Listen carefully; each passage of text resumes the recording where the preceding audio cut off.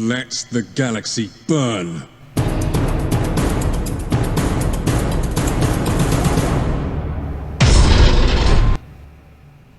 Hello guys, it's a new day and we have a new legion in this game today. Yes, the Orphans of War have now been added, and as usual we're going to take a first look at their cards. Now beyond what we've seen in some of the previews, I haven't seen their cards, so once more you're going to be seeing my first reaction to them. Alright, here we go. Alright, so as before, we're going to be starting with their warlords and then going through their units and tactics one by one. Alright, let's start with their rare warlord, I guess, the one who everyone will pretty much get quickly, Atesh Tarsa. Now we have seen him in the events before. Let's see if his ability is unchanged. So Atesh Tarsa, in common with most rare warlords, has 2 attack and 30 health. He has Survivor 5, so you also see that with people like Shadrach and Artelis Numion. And he has this same, he's got the same, I think, ability as from the events. It can be very frustrating. For 2 energy, you give Survivor 1 to all of your troops. Now you can compare that with Artelis Numion of the Salamanders, who, if we quickly step back for a second, for 1 energy, he gives Survivor 1 to a friendly infantry or an Astartes. So compared to that, Atesh Tarsa's ability is more expensive, but as your sports presence starts to build up, it really cascades a lot more. And critically, his ability applies also to vehicles and to structures. In the events, I always hated facing Atesh Tarsa because getting board control was so incredibly hard. I'm kind of concerned that this ability might be a bit overpowered for the latter. We'll see what happens, but yeah, I used to find him intensely irritating to face in events. Alright, so he already looks like a really great warlord in his current state. Well, to play as, not to play against. Let's go ahead and look at their epic warlord, Endred Har. So 2 attack, 35 health. And he has Berserk, so he has to attack every turn. Whenever he takes damage, he gains +1 attack until your next turn. So that's actually interesting, which means if you attack with him during your own turn, enemy units which attack him in the enemy turn are going to be taking more damage from him. Also, once he's been attacked once during the enemy turn, he'll get stronger and stronger against any other attacks, which happens. So that's an interesting effect. So it's not just when he's attacked, when he takes any damage. So anyone who's playing tactics which really pump him up is going to, anyone who plays lots of tactics which are doing damage to him will find it harder to hit him later in the turn and get away with it. That's a very interesting approach. And the nice part over here, his energy ability. Maybe you don't want to attack with him, in which case you can spend 2 energy on him and he'll gain Survivor 2. That is also very powerful looking. I like this ability. He's a guy who's either attacking or who's becoming very hard to kill. We haven't seen a warlord quite like that before, so I think this is a really interesting add. Next, their legendary warlord, and doesn't that look interesting? He has 2 attack and only 35 health. I think that's the first legendary we're seeing with 35 health. Alright, let's see what his deal is. So, alright. Ooh, look at this. Survivor 5, which he's effectively has 40 health, so okay, I guess there is that. Dreadnought Internment, that must be the equivalent of his Whisper. We'll go check that out in just a couple seconds. And for 1 energy, give +1 health to all of your units. That's interesting. It sort of is a cheaper variant of Atesh Tarsa. Atesh Tarsa effectively gives +1 health to all his units for 2 energy, but because it's Survivor, it's more valuable than 1 health because it can trigger even when the unit is killed and keep them alive. So a unit which is on 1 health, if Atesh Tarsa gives it Survivor, it can take 2 more hits. If Ulrich Branton gives it +1 health, that unit on 1 health just goes to 2 health and can still be killed in 1 turn. He's also got medium initiative as well. So that's cool. Let's take a look at what Dreadnought Internment does. I'll be at the bottom down here. Where's the card? Oh, that's weird. They don't actually have the Dreadnought Internment card. Let's see here. Okay.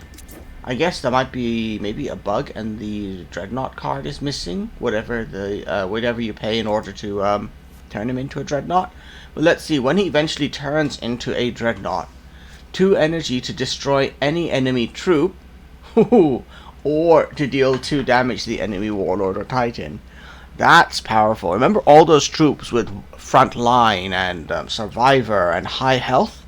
Yeah, he can just kill them instantly for 2 health, 2 energy. That is very neat. I like that. It's also fantastic artwork. I love that look. Alright. So, that was a look at the Warlords. So now let's go ahead and start going through their units. We begin with Githua. For 1 energy, he has Survivor 1 and Front Line. This is a straight up better version of the Imperial Army 1 energy troop who has 1 attack, 2 health, and Front Line, because Githua also has Survivor. And that alone actually makes me think he could be worth playing. I usually don't like the very cheap troops because they die way too quickly, but Githua is going to force the enemy to commit 2 actions, or 1 rule of fear if you are Night Lords, but 2 actions with most legions in order to kill him. I like that, actually. I am pleasantly impressed. Pirate Raid, the first 1-cost legendary that we have seen in the game, and it has reflection, so you can play it repeatedly during 1 turn before the card goes away. So this is going to really irritate people who have tactic heavy decks, right? Because you can play Pirate Raid and not only take advantage of the tactics in their deck, but absolutely deny them the tactics in their deck. So it's a very powerful card, which is why I think it's a legendary card. It's also extremely situational, because if the enemy doesn't draw a tactic, that energy you spent is wasted. So I might actually think you should sit on this card until a turn where you don't have that many possible actions. I don't know. We'll see. Let's go ahead and take a look at the next one. It's a tactic, the Ashen Claw. Deal 2 damage. If the target dies, return it to your deck and draw a card. Okay, I like that. This is sort of like a... we have damage cards which recycle into your deck before. I like this one because it's a lower cost, lower effect version, because sometimes you don't need to throw out a ton of damage. So I think this is pretty neat. I like it. Double Agent. Ooh, look at that. That is a... What legion is that guy from? I can't tell. Not easily. Alright, give an enemy Astartes or infantry. Relentless. Your opponent gets a copy of a card in your hand. Oh, neat. That is cool. You can only give it to Astartes or infantry, which sort of limits your options a little bit.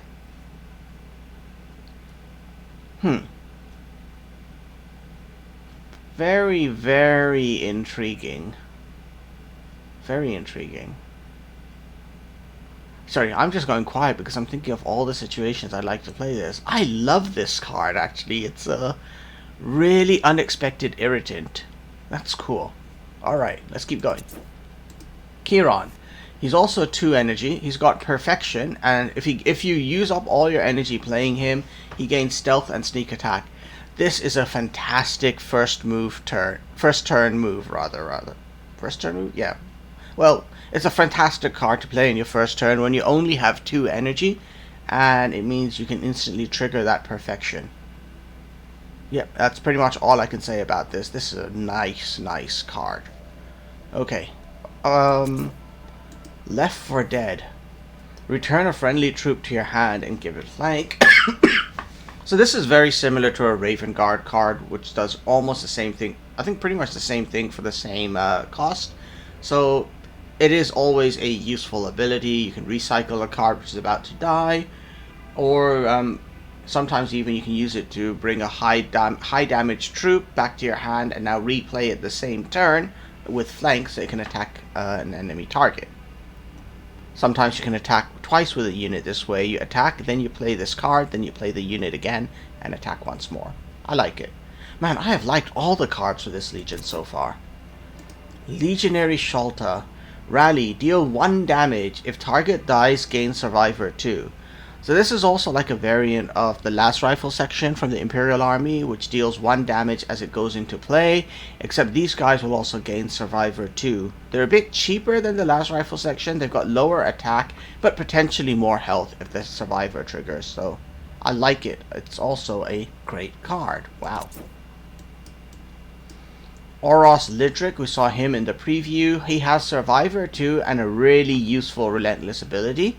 And again, like, there's very few ways you can kill a guy like this if he gets played in the first turn. And he's just going to be throwing out damage. This is also really powerful. Man, more and more and more great cards. Stolen Plans. You've seen this in my reveals. So this card is great. It's going to allow you to just be pulling cards out of the enemy deck and playing them against them. And unlike Jubak Starsight, who does the same thing, you can have 2 copies of this in your deck. And they have reflections, so you can be pulling out many cards. I personally think this is a card you probably want to save until late game, because that'll allow you to maximize the most benefit out of its reflection ability, but it could be useful at almost any time. Unknown Allegiance. Give precognition unto a friendly unit until your next turn. Okay, this is great. Unlike Catacombs of Tzinch, it does say friendly unit, meaning it can apply to your Warlord as well. So I think the guy who's going to love this a lot might be Endred Har, because you might be attacking. You might be forced to attack with him in 1 turn. Take a couple points of damage, and that means later on in the game, being able to gain precognition for a turn could be useful.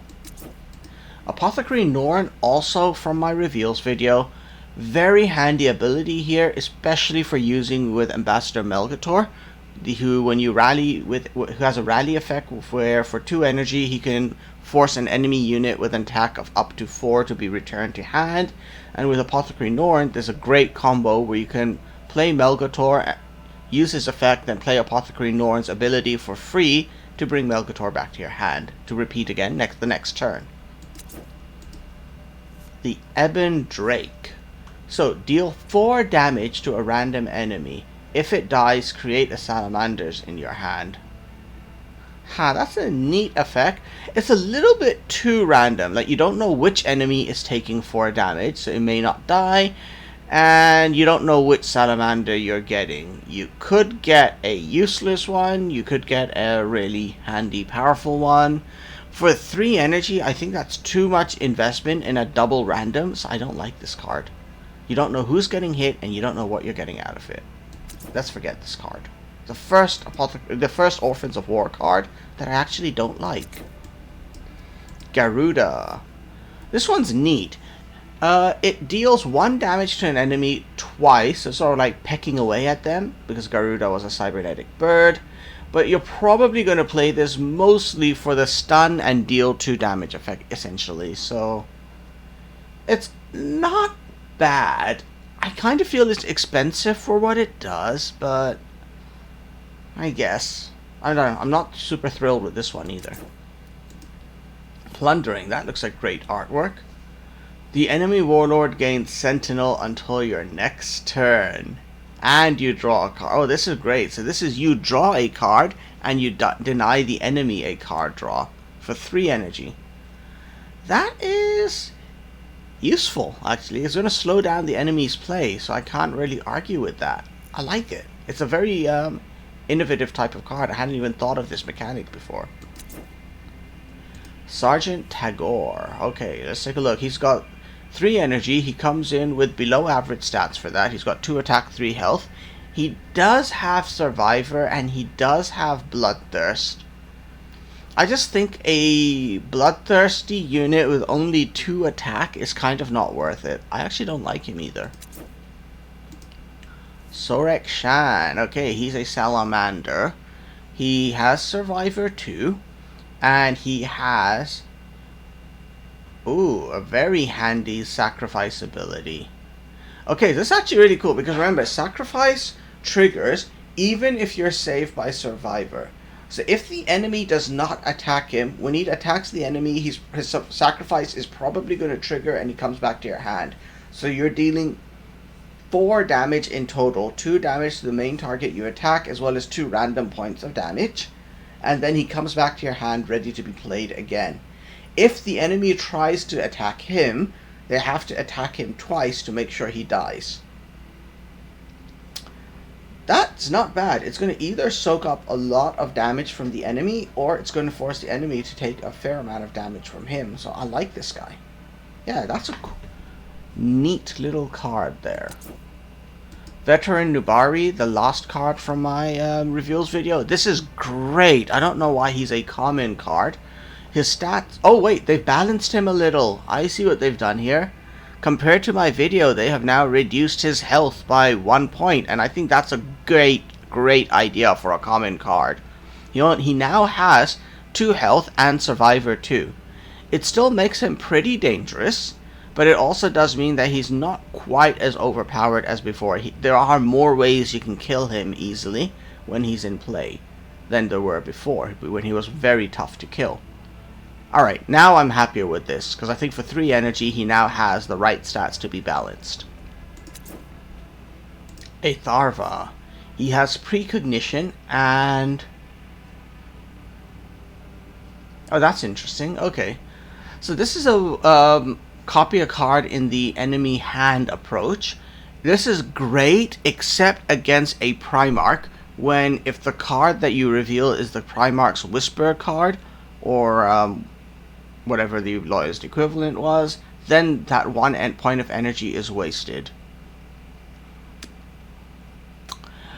For 4 energy, I mean, he's got below average stats, but he does come with precognition, and he could copy cards for you.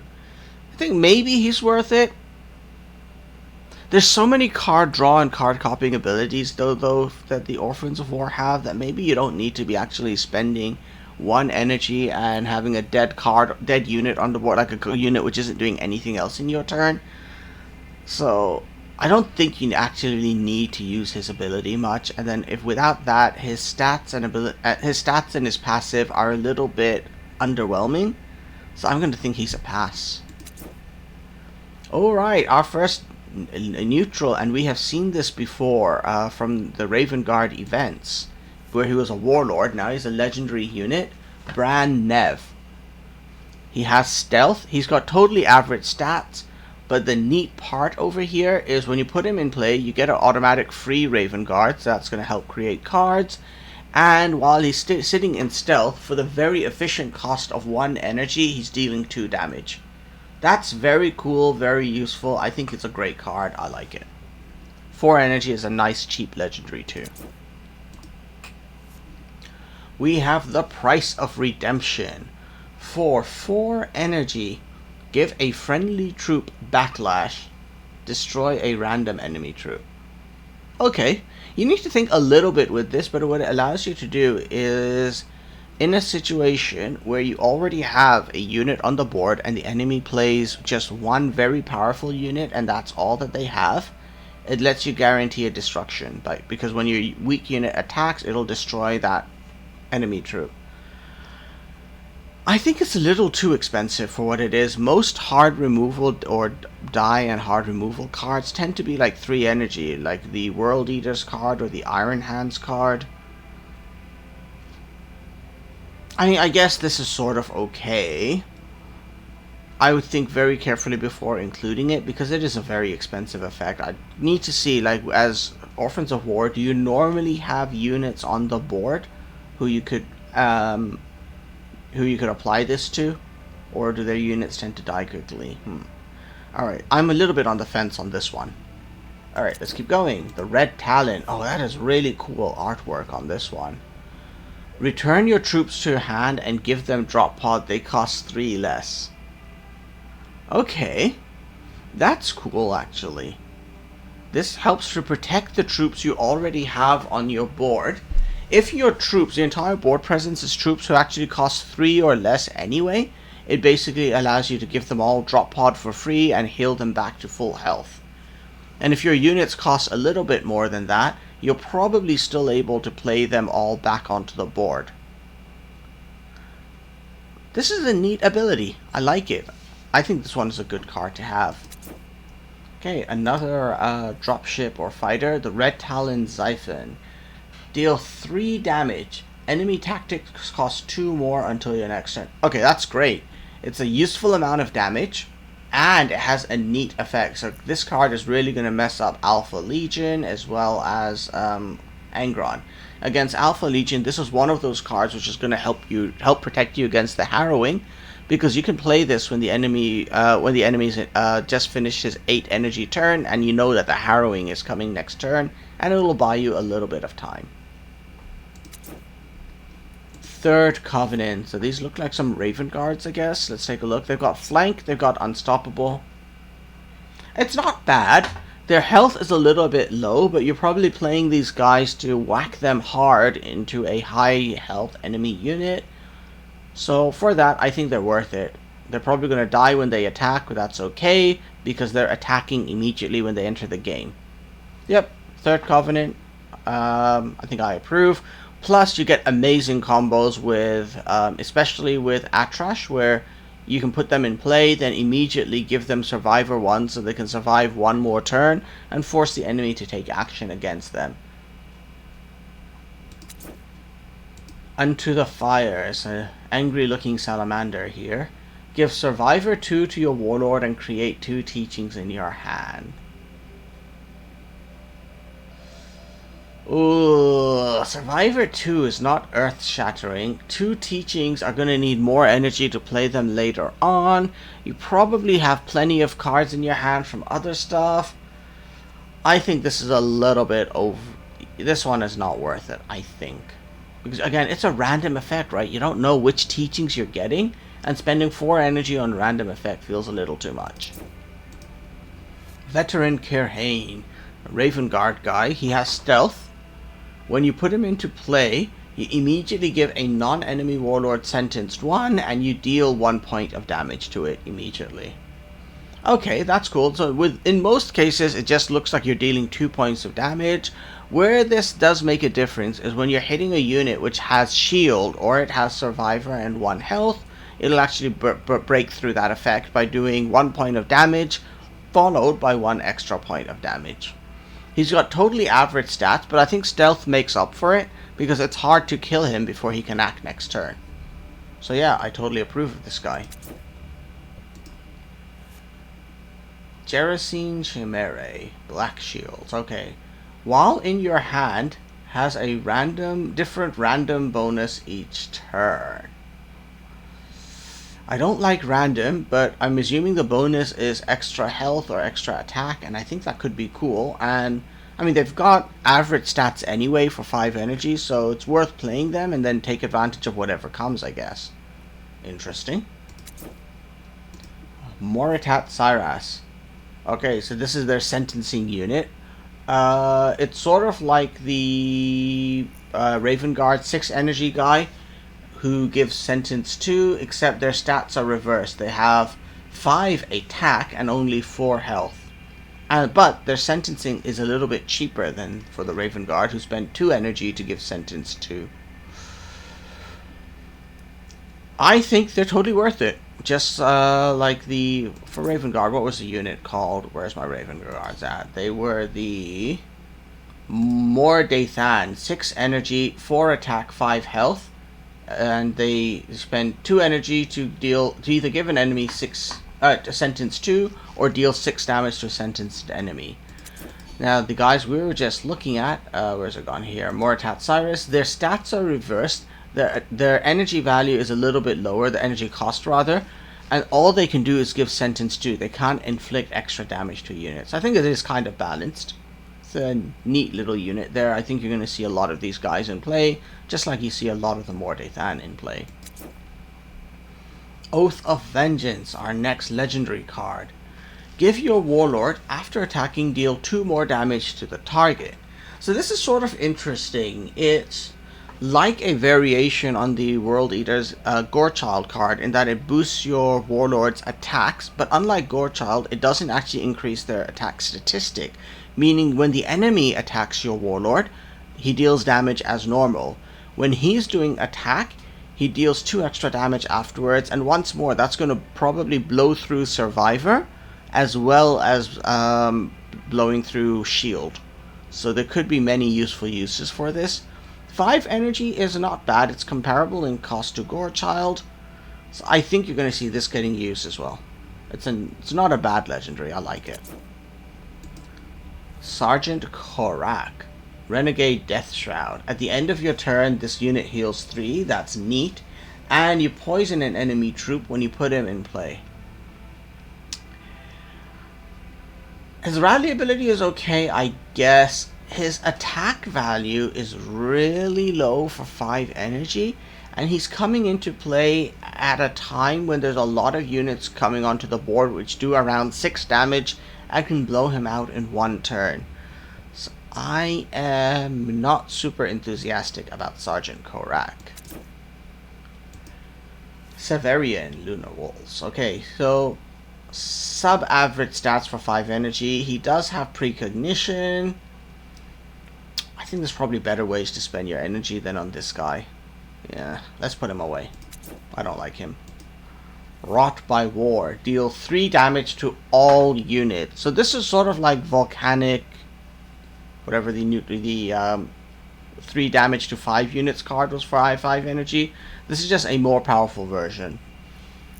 It's alright, I guess. Yeah. It sucks that you're damaging your own units as well, which is why the main reason why I'm not super happy with it. But sometimes you just need a ton of area damage, and this will do the job. Erud Van. Okay, so this is an epic. Stun an enemy vehicle. Now that's useful because we're starting to see more and more vehicles entering the game. And then his ability is sort of interesting. Deal 5 damage to an enemy vehicle, so you're doing tons of damage, and then if it survives, you actually get to control it. So the enemy has a powerful unit, you'll take control of it, but it'll come onto your side pretty damaged, so it's a bit of give and take. It's a lot of energy to spend to get a damage unit, but perhaps it's going to be worth it, given the right circumstances. Marauder Squad. This is great! Look at this guy. You put him on the board, he immediately has stealth, so the enemy can't attack him. He also has 5 health, so there's no way to do a defense satellite strike against him, or a volcanic, or anything like that.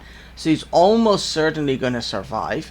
And then whenever he attacks, no matter what you attack, whether it's the Warlord or an enemy unit or whatever, you gain a free card out of the enemy deck.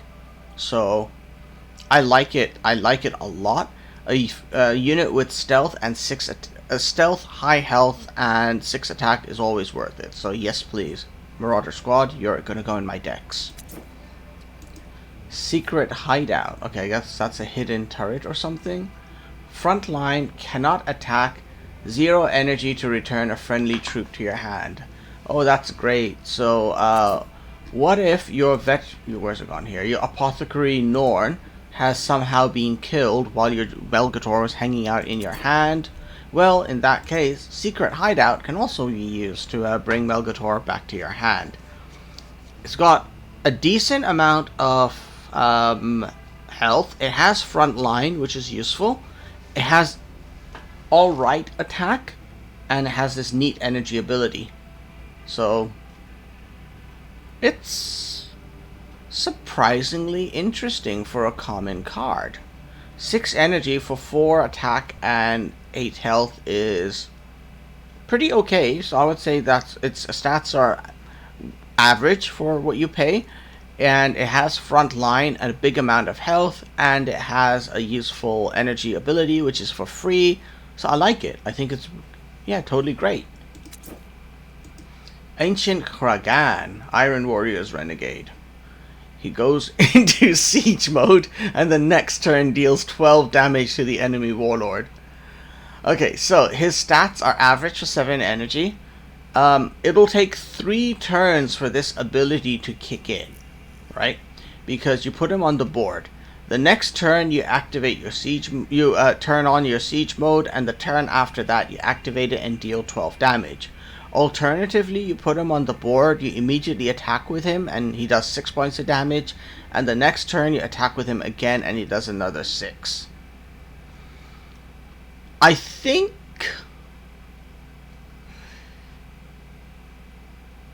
realistically, if you use his siege mode, it's sort of like give you the equivalent of front line. You're sort of forcing the enemy to focus him down.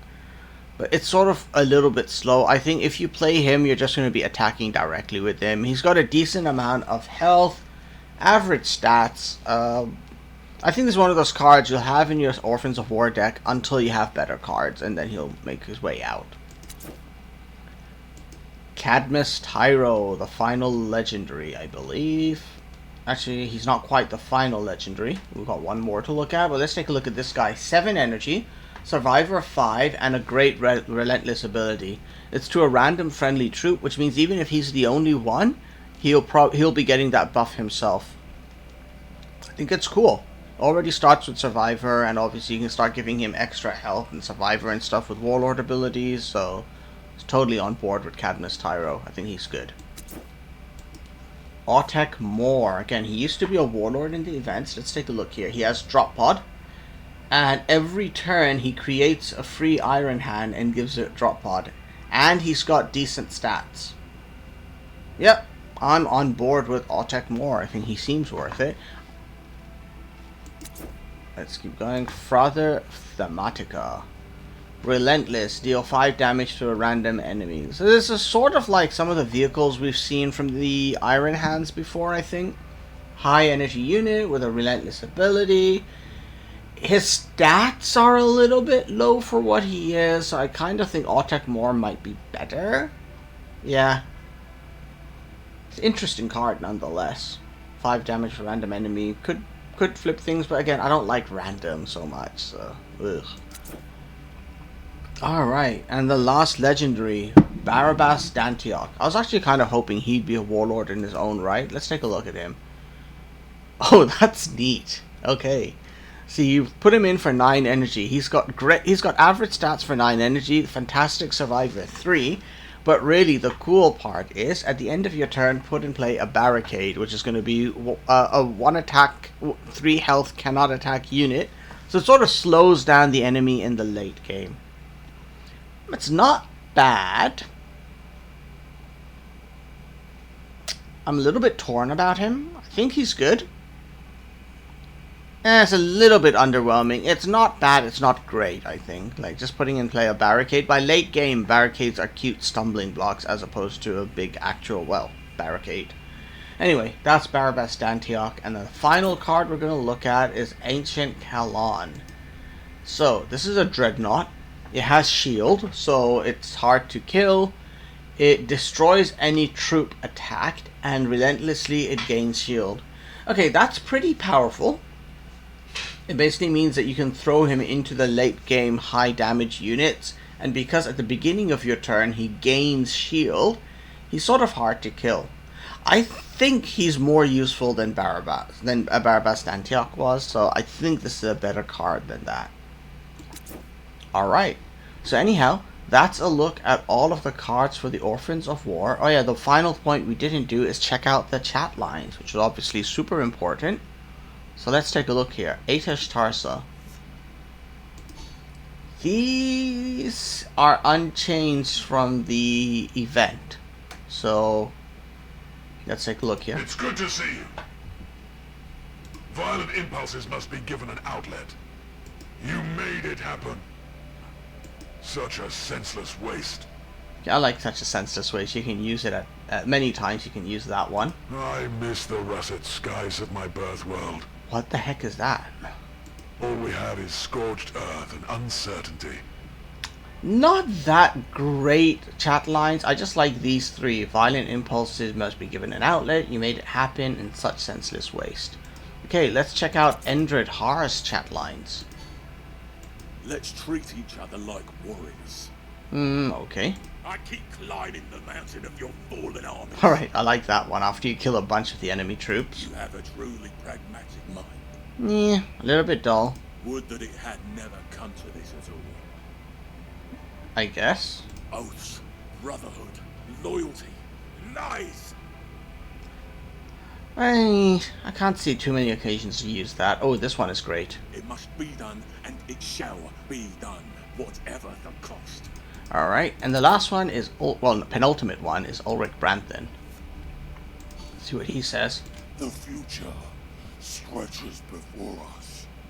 Let none escape utter destruction at our hands. Okay, that's a great one to play before you wipe the enemy board.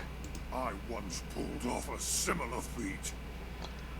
Interesting. We shall be judged by results, not by intentions. Let the punishment match the offense. Yeah, I like that. I think you can use that one after you've been attacked and then you kill the enemy unit which attacked you. In calamity is the spark for glory. Alright, yeah, I like his chat lines. The very last thing to look at is his Dreadnought form. I will grant you the dignity of oblivion. Interesting. Generations uncounted will curse your name for eternity.